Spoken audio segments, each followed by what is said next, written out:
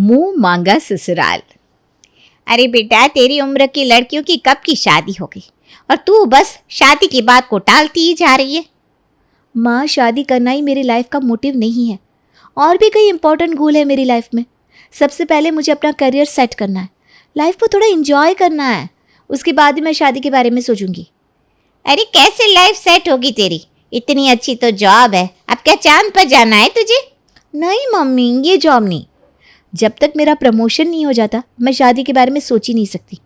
मैं उन लड़कियों में से नहीं हूँ जो माँ बाप के कहने पर गाय की तरह किसी भी खूंटे से जाकर बन जाए। मैंने अपनी लाइफ में हर चीज़ प्लान की हुई है। मैं पहले ही बता रही हूँ आपको, मैं किसी भी अरे गहरे लड़के से शादी नहीं करने वाली। मुझे शादी के लिए एक ऐसा लड़का चाहिए जो मेरी ही तरह वेल सेटल्ड हो। इतनी मेहनत करके मैं लाइफ में यहाँ तक पहुंची हूँ। आप क्या चाहती हो, किसी भी सड़क छाप से शादी कर लूँ और अपनी ज़िंदगी बर्बाद कर लूँ? अरे भाई, ये ऐरा गहरा क्या होता है? अब कम से कम माँ बाप पर इतना भरोसा तो रखना ही चाहिए कि वो तेरे लिए जो लड़का पसंद करके लाएंगे वो कोई सड़क छाप लड़का तो होगा नहीं। अरे हम भी अपनी बेटी ब्याह रहे हैं, ठोक बजाकर ही रिश्ता लेंगे ना तेरे लिए। रहने दो मम्मी, मैंने देखा है मेरी सहेलियों की ज़िंदगी। उनके माँ बाप ने ही बर्बाद की है उनकी ज़िंदगी। जिस समय लड़की की शादी की बात आती है, माँ बाप को बस यही लगता है किसी भी तरह ये मुसीबत अपने सर से उतार कर दूसरे के सर पर डाल दो। शादी के बाद बेचारी लड़की किन हालातों में जी रही है, इस बात से किसी को कोई फर्क नहीं पड़ता। बाद में तो आप लोग बड़े आराम से ये कहकर साइड हो जाते हो कि बेटा अब ससुराल ही तेरा घर है और सास ससुर ही तेरे माता पिता, हम तुम्हारे घर के बीच में नहीं बोल सकते। इसीलिए मम्मी, मैंने अपनी लाइफ की कमान अपने हाथों में ली हुई है। मुझे तो मुंह मांगा ससुराल चाहिए। अरे भैया, ये मुंह मांगा ससुराल क्या होता है? हमें भी तो पता चले। हमने तो आज तक इस ससुराल के बारे में सुना ही नहीं। माँ, तुम साफ साफ सुन लो, मैं ऐसे घर में शादी करूंगी जहाँ ना सास ससुर हो ना ननद हो, और अगर ननद हो भी तो शादीशुदा हो। मतलब एकदम सुकून की लग्जरी लाइफ चाहिए मुझे।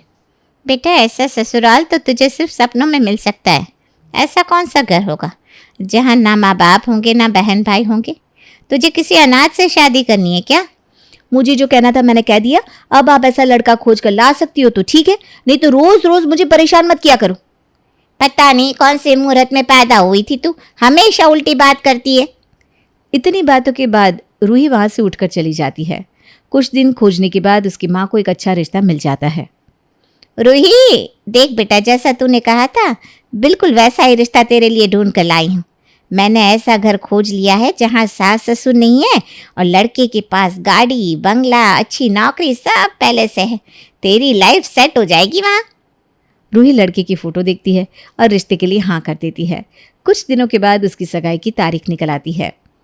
सगाई के दिन रूही देखती है कि एक लड़की बार बार उसके होने वाले पति के आसपास घूम रही है और एंगेजमेंट के समय वही उसके पति को एंगेजमेंट रिंग देती है।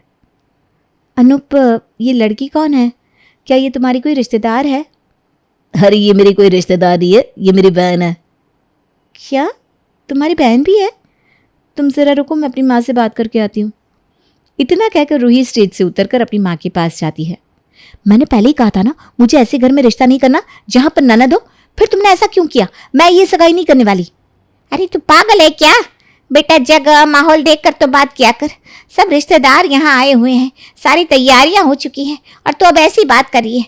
और अपनी ननद की उम्र तो देख, शादी की उम्र हो गई है इसकी। वो इसी घर में थोड़ी ना जीवन भर पड़ी रहेगी। थोड़े दिन में शादी करके अपने ससुराल चली जाएगी। फिर तू आराम से राज करना अपने ससुराल में बेटा। देखो माँ, मैंने तुमसे पहले ही कहा था कि मैं शादी उसी घर में करूंगी जहां पर लड़की के घर में कोई नहीं होगा। और अब तुम चाहे जो भी कहो, मैं ये सगाई नहीं करने वाली। और उसके बाद रूही अनूप से अपनी सगाई तोड़ देती है। अगले दिन सुबह, रूही, जो तूने कल किया ना बेटा, ये बिल्कुल भी अच्छा नहीं किया। तेरी वजह से दोनों घर की कितनी बदनामी हुई तुझे अंदाजा भी है? इसमें मेरी कोई गलती नहीं है। मैंने तो आपसे साफ साफ बताया था, लेकिन आप शायद समझ ही नहीं पाई। इतना कहकर रूही अपने ऑफिस के लिए निकल जाती है। ऑफिस में, अरे रूही, कल तो तेरी सगाई थी ना, कैसी रही? तेरे हाथ में अंगूठी नहीं दिख रही। मेरे हाथ में अंगूठी इसलिए नहीं है क्योंकि मेरी सगाई टूट गई है। अरे क्यों, ऐसा क्या हो गया? क्या लड़का अच्छा नहीं था? नहीं, ऐसी बात नहीं है। मैंने अपनी शादी के लिए माँ को कुछ शर्तें बताई थी, लेकिन उन्होंने मुझे लड़की के बारे में झूठ बोला। कुछ दिन बाद रूही के पड़ोस में रहने वाली काकी एक रिश्ता लेकर आती है और उसकी माँ को बताती है। बहुत अच्छा रिश्ता लाई हो काकी। जैसा रूही ने बताया है ये परिवार बिल्कुल वैसा ही लग रहा है। शाम को रूही के ऑफिस से आने के बाद उसकी माँ उसे काकी के लाए हुए रिश्ते के बारे में बताती है। नहीं माँ, अब मुझे कोई लड़का नहीं देखना। आप एक बार दुनिया के सामने मेरा तमाशा बनवा चुकी हो, अब मुझे आपके ऊपर कोई भरोसा ही नहीं है। अरे बेटा एक बार लड़के से मिलकर तो देख ले, एक बार मिलने में क्या जाता है। ठीक है, आप इतना जिद कर रही हो तो एक बार उसको घर में ही बुला लो, मैं घर में ही उससे मिलूंगी। लेकिन आप ये पहले ही चेक कर लेना कि उसके पास जो कुछ मैंने बताया वैसा ही होना चाहिए। 2 दिन बाद दीपक रूही के घर उससे मिलने आता है।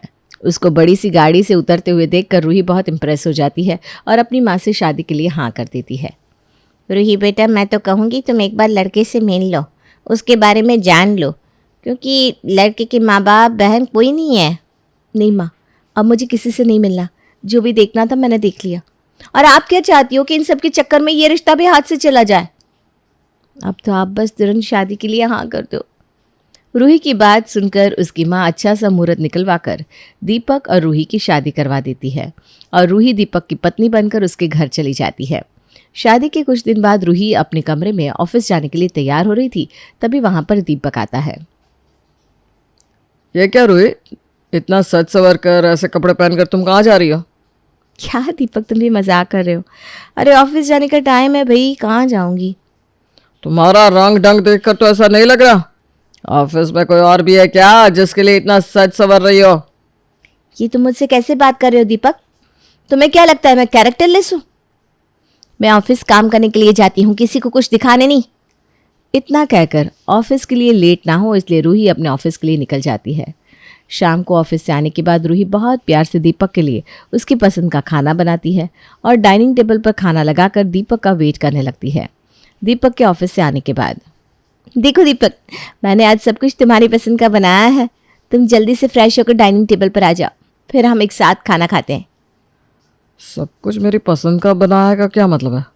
मैं तुम्हारा पति हूं तो मेरी पसंद का ही तो खाना बनेगा, या तुम्हारा किसी और की पसंद से खाना बनाने का मन था? रूही को दीपक का जवाब बिल्कुल अच्छा नहीं लगता। वो बिना खाना खाए डाइनिंग टेबल से उठकर चली जाती है। अपना खाना खाने के बाद दीपक थाली में रूही के लिए खाना लेकर जाता है और अपने किए की माफ़ी मांगकर उसको प्यार से अपने हाथों से खाना खिलाता है और रूही भी सब कुछ भूलकर खाना खा लेती है। फिर कुछ दिन इसी तरह शांति से बीतते हैं। एक दिन जब दीपक ऑफिस से आता है तो देखता है कि रूही किसी से फ़ोन पर बात कर रही है। ये क्या तरीका है? मैं ऑफिस से घर आया हूँ, तुम्हें कोई फर्क नहीं पड़ता? दिन भर तुम फोन पर लगी रहती हो ना।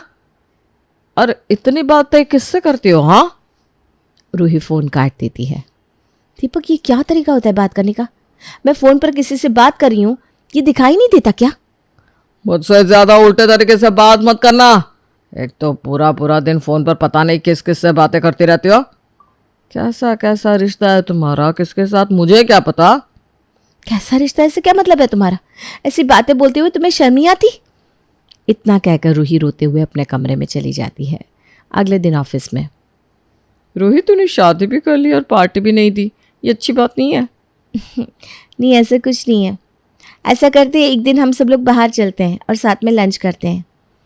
रूही की शादी इतनी जल्दी में हुई थी कि वो ऑफिस से किसी को इनवाइट भी नहीं कर पाई थी। घर आने के बाद पार्टी वाली बात रूही दीपक को बताती है। दीपक, ऑफिस में सब लोग मुझसे शादी की पार्टी मांग रहे हैं। तो बाहर कहीं और पार्टी करने की क्या ज़रूरत है तुम्हें? सबको अपने घर में बुला लो, इतना बड़ा घर है हमारा। ठीक है दीपक। रूही अगले संडे सबको पार्टी के लिए इनवाइट कर लेती है। पार्टी में रूही अपने बॉस से बात कर रही थी, तभी दीपक वहाँ पर आता है।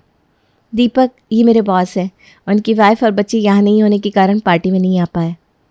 अच्छा, ये तो मुझे दूर से दिखने में समझ में आ रहा था। तुम इतना हंस हंस के जो इनसे बात कर रही थी, क्या इन्हीं से दिन भर फोन पर बात करती हो?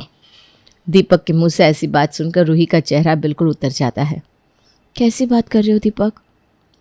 मिस्टर दीपक, तुम्हारा दिमाग तो कहीं खराब नहीं हो गया? क्या मैं तुम्हें ऐसा वैसा आदमी लगता हूँ?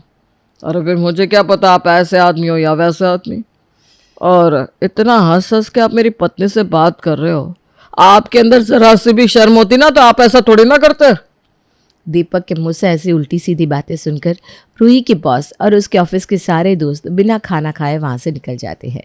और पार्टी में इस तरीके से सबके सामने बेइज्जत होने के कारण रूही के दिल को बहुत ठेस पहुंचती है। ऐसा होने के बाद ऑफिस में किसी को क्या मुंह दिखाऊंगी, ये सोचते हुए रूही ऑफिस से भी रिजाइन कर देती है। एक दिन रूही के पास उसकी माँ का फ़ोन आता है।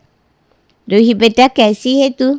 इतना भी क्या बिजी हो गई कि माँ का हालचाल लेने का भी समय नहीं मिलता। मैं ठीक हूँ माँ, आप कैसी हैं? अरे रूही तुझे पता है जिस अनूप से तूने अपनी सगाई तोड़ दी थी ना, उससे तेरी मौसी की लड़की प्रिया की शादी हो गई है। क्या बात कर रही हो माँ, ऐसा कैसे हो गया? अरे तेरी सगाई में तेरी मौसी की लड़की भी आई थी ना, उसे अनूप बहुत पसंद आ गया था तो उसने अनूप से शादी कर ली। अरे सच में क्या बताऊँ, बहुत अच्छा लड़का है, बिल्कुल रानी बनाकर रखता है प्रिया को।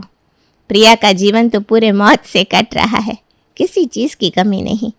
और जिस ननद की वजह से तूने शादी तोड़ी थी ना, वो उसको बिल्कुल अपनी बहन जैसा प्यार करती है। माँ के मुंह से ऐसी बातें सुनकर रूही की आंखों में आंसू आ जाते हैं। वो फ़ोन पर ही रोने लगती है। अरे क्या हो गया बेटा, तू ठीक तो है ना? मैं क्या बताऊं, दीपक के पास बड़ा घर बड़ी गाड़ी तो है, लेकिन उसकी सोच बहुत छोटी है। अगर मैं किसी से फ़ोन पर बात करती हूँ तो कहता है तुम किससे बात कर रही हो, ज़रूर तुम्हारा किसी से चक्कर है। और आपको पता है उसके शक करने के चक्कर में मुझे अपनी जॉब तक छोड़नी पड़ी। अरे बेटा तेरी ज़िंदगी में इतना कुछ हो गया और तूने हमें बताया तक नहीं। किस मुँह से आपको बताओ, मैंने जो किया है उसका फल तो मुझे भोगना ही पड़ेगा। आज अगर घर में दीपक के माँ बाप होते, उसकी बहन होती, तो कम से कम मैं अपना दुख किसी से कह तो पाती, कोई तो उसे समझाता। रूही तू ऐसा क्यों सोचती है बेटा? अभी तेरे माँ बाप जिंदा है तो परेशान मत हो, हम कल ही आकर दीपक से बात करते हैं। अगले दिन दीपक के घर पर दीपक बेटा, रूही बता रही थी कि तुम उसके ऊपर शक करते हो, बात बात पर उसे डोमिनेट करते हो। ऐसा तो कुछ भी नहीं है पापा, मैं उसके ऊपर शक नहीं करता हूँ। अरे वो मेरी पत्नी है, अपनी पत्नी के बारे में अगर मैं कुछ जानना चाहता हूँ, उसे कुछ पूछ लेता हूँ, तो इसका मतलब ये थोड़ी ना है कि मैं उसके ऊपर शक करता हूँ। आखिर मुझे पता तो होना चाहिए ना कि वो किससे बात कर रही है। और पार्टी में तुमने उसके साथ जो बदतमीजी की, जिसकी वजह से उसको अपनी जॉब छोड़नी पड़ी, इस बारे में क्या कहना है? अब जॉब छोड़ना ना छोड़ना इसका निर्णय मम्मी जी उसका है, उसमें मैं क्या कर सकता हूँ। मैंने तो जो अपनी आंखों से देखा तो बस पूछ लिया। दीपक रूही के माँ बाप के साथ भी ढंग से बात नहीं करता और वो लोग वहाँ से चले जाते हैं। ऐसे ही रोते हुए रूही की ज़िंदगी के कुछ दिन और बीत जाते हैं और जब दीपक की हरकतें उससे बर्दाश्त के बाहर हो जाती है तब वो अपनी माँ को फ़ोन लगाती है। माँ, मुझे लगता है अब इस घर में और दिन रहना मेरे लिए संभव नहीं है। अगर मैं यहाँ रही तो मैं जी नहीं पाऊंगी। अरे ऐसा क्या हो गया बेटा? आपको सब कुछ पता है ना, आपसे कुछ छुपा नहीं है माँ। आप ही तो बात करने आई थी उससे, आप लोगों ने उसकी बातचीत करने का तरीका देखा था ना, वो दिन पर दिन बद से बदतर होता जा रहा है। बेटा ऐसा कर तो अपने घर वापस आ जा, हमने बस तेरी शादी करी है, तुझसे सारे रिश्ते नहीं तोड़े, तो आज भी हमारी बेटी है। रूही दीपक के ऑफिस जाने के बाद अपना सामान पैक करके अपने मायके चली जाती है। रूही, कहाँ चली गई हो तुम? तुम्हें पता है ना मुझे ऐसे देर रात तक बाहर घूमने वाली लड़कियां पसंद नहीं है। मुझे तुमसे ऐसे ही सवाल की उम्मीद थी दीपक। मैं किसी से मिलने नहीं गई हूँ, बल्कि मैं हमेशा के लिए तुम्हारा घर छोड़कर आ गई हूँ और अब मैं तुम्हारे साथ नहीं रह सकती। मुझे तुमसे तलाक चाहिए। तलाक की बात सुनकर दीपक को झटका सा लगता है। रूही ऐसा मत करो, मुझसे बहुत बड़ी गलती हो गई है, मुझे माफ़ कर दो रूही। पर रूही दीपक की कोई बात नहीं सुनती और तुरंत फ़ोन काट देती है। दीपक तुरंत ही रूही के मायके पहुंच जाता है। रूही, मैं तुमसे बहुत प्यार करता हूँ, तुम ऐसे बिना बताए घर छोड़कर आ गई। अगर कोई समस्या आती तो मुझे बताती, हम पति पत्नी हैं, हम आपस में उसका हल निकालते। मुझे तुम्हारे साथ अब उस घर में एक दिन भी नहीं बिताना। मेरे हंसने बोलने उठने बैठने हर बात के कंट्रोल करने की कोशिश की तुमने। तुम्हारे उस सोने के पिंजरे में जितने दिन मैंने गुजारे वो मेरी ज़िंदगी के सबसे ख़राब दिन थे। आज मैंने जाना कि ससुराल में हर रिश्ते का अपना महत्व होता है। अगर आज मेरे सास ससुर और ननद होते तो तुम्हारी ऐसा करने की हिम्मत कभी भी नहीं होती। मैं ही बस पैसे और सुख सुविधाओं के लिए पागल थी। मैंने तो शादी के लिए शर्तें रखते समय ये कभी सोचा ही नहीं था कि अगर लड़का ही अच्छा नहीं होगा तो उसकी दौलत का मैं क्या करूँगी। पैसा तो मैं नौकरी से कमा ही रही थी। अगर मैं अमीर लड़का ढूंढने के बजाय अच्छे लड़के ढूंढने पर ध्यान देती तो शायद मेरी ज़िंदगी कुछ और होती। दीपक रूही के माँ बाप को भी मनाने की पूरी कोशिश करता है, लेकिन रूही के माँ बाप भी अब दीपक को अच्छे से पहचान चुके थे। वो दोनों भी रूही को दीपक के साथ भेजने से सख्त मना कर देते हैं और मजबूरी में दीपक को वहाँ से जाना पड़ता है। कुछ दिन बाद रूही दीपक के पास तलाक का नोटिस भेजती है। दीपक रूही को फ़ोन करके फिर से समझाने का प्रयास करता है, लेकिन रूही अपने फैसले पर अडिग रहती है और दीपक के साथ जाने से मना कर देती है। कुछ दिन अपने घर में माँ बाप के साथ रहने के बाद वो दोबारा से जीना शुरू करती है और जॉब ज्वाइन कर लेती है, लेकिन उसे अपने जीवन में एक बहुत बड़ी सीख मिल जाती है।